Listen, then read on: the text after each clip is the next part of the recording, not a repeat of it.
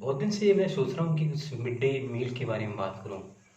मध्याह्न भोजन जिसे आप कहते हो, वो कौन लोग थे, वो कौन विशेषज्ञ थे जिन्होंने मध्याह्न भोजन को बच्चों को वापस में स्कूल लाने का माध्यम बनाया। ये ठीक है, भूखे पेट न वही भजन गोपाला, शायद कहीं न कहीं इस उक्ति को लेके न बनाया। लेकिन जब से ये मध्याह्न भोजन शुरू हुआ है, अब बुरा मत मानिए, सरकारी स्कूलों में भ्रष्टाचार ज़्यादा बढ़ गया है। क्योंकि जहाँ से मध्याह्न भोजन आता है, वो कोई सरकारी सस्ते गल्ले की दुकान होती है, जो एफपीआई जिसे आप कहते हो, फेयर प्राइस शॉप, वहाँ से ही ये सामान अल्टीमेटली आता है।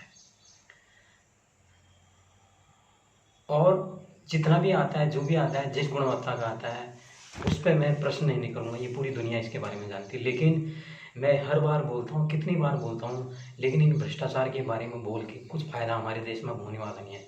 इसका सबसे गंभीर कारण है देश के प्रति प्रेम न होना। हम लोग सोच रहे हैं भारत देश को पता नहीं कौन चला रहा है।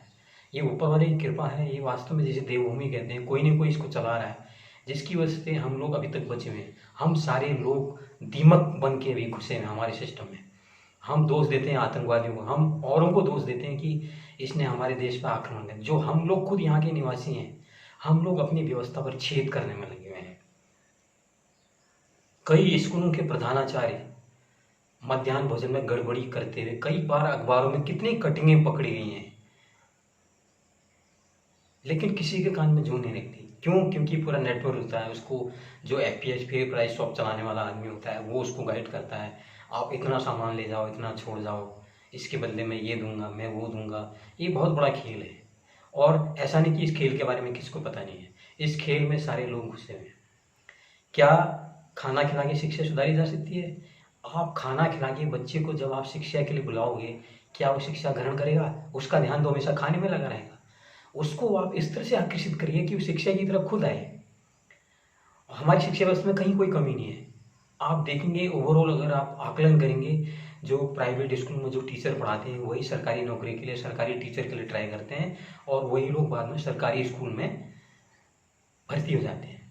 जब वो शिक्षक जिससे जो नामी ग्रामी प्राइवेट स्कूल है वो कामयाबी के शिखर छू रहे होते हैं, लोग अपने बच्चों को उन स्कूल में डालने के लिए लालायित होते हैं, तो जब वही टीचर सरकारी स्कूल में चला जाता है तो हमारी शिक्षण व्यवस्था बुरी कैसे हो जाती है। पढ़ाने वाले में कहीं बुराई नहीं है, जो अध्यापक है वो कहीं पर भी बुरा नहीं है। हमको देखना पड़ेगा कि कहीं न कहीं पर कुछ कमी हम लोग ढूंढ रहे हैं। हमको इसके लिए एक कमेटी बनानी होगी। कमेटी में कोई नेता नहीं होना चाहिए, क्योंकि नेता जब कमेटी में होगा वो वहाँ से चारा ढूंढने की कोशिश करेगा। ये एक कड़वा सच है, वो हमेशा वहाँ से चारा ढूंढने की कोशिश करेगा। जो पुराने बुद्धिजीवी, जो रिटायर लोग हैं, हमारे में बहुत बड़ी बुद्धिजीवी वर्ग की टीम है। हमारे शिक्षा विभाग में एक से एक काबिल लोग हैं जिनका लोहा पूरी दुनिया मानती है। उन लोगों के अनुभव का फायदा उठाया जाए, उनकी नेतृत्व में एक कमेटी गठित की जाए, उससे निराकरण निकाला जाए कि हम लोग ये जो हमारे देश में निजी शिक्षा और सरकारी शिक्षा में जो भेद पैदा हो गया, उस भेद को पाटा जाए। ये आकर्षण पैदा करना बहुत ज़रूरी है। आप देखो, शिक्षा में भी बहुत से लोग ऐसे हैं जिनका दूर दूर तक शिक्षा से कोई लेन देन नहीं। उनकी आप शिक्षा देखोगे तो शायद कोई भी प्रबंधक, कोई भी डायरेक्टर उसमें बीएड होगा, अगर आप सर्वे करेंगे, और वो स्कूल चला रहा है। वो कैसे स्कूल चलाएगा? उन लोगों का काम तो सिर्फ धनोपार्जन है। जब शिक्षा का उद्देश्य धनोपार्जन हो जाएगा तो हम लोग सक्षम लोगों को अपने समाज के लिए पैदा नहीं कर पाएंगे। तो इसमें शोध करने की बहुत सख्त ज़रूरत है।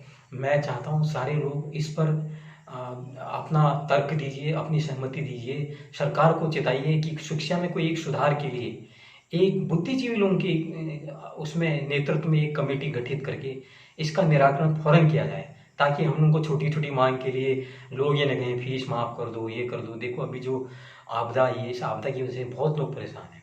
हमारी अर्थव्यवस्था रोड पर आ गई, सड़कों पर आ गई, बहुत से लोग की हालत ख़राब है, ये किसी से छुपा नहीं है।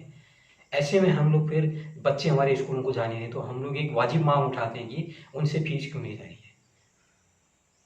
तो इस पे विचार करने की ज़रूरत है, इसको आप बांटिए। अगर ये शिक्षा में भी अगर माफिया लोग आएंगे तो फिर देश का भला कभी नहीं हो सकता। देश प्रेमी सबको बनना ही पड़ेगा। आइए, धन्यवाद।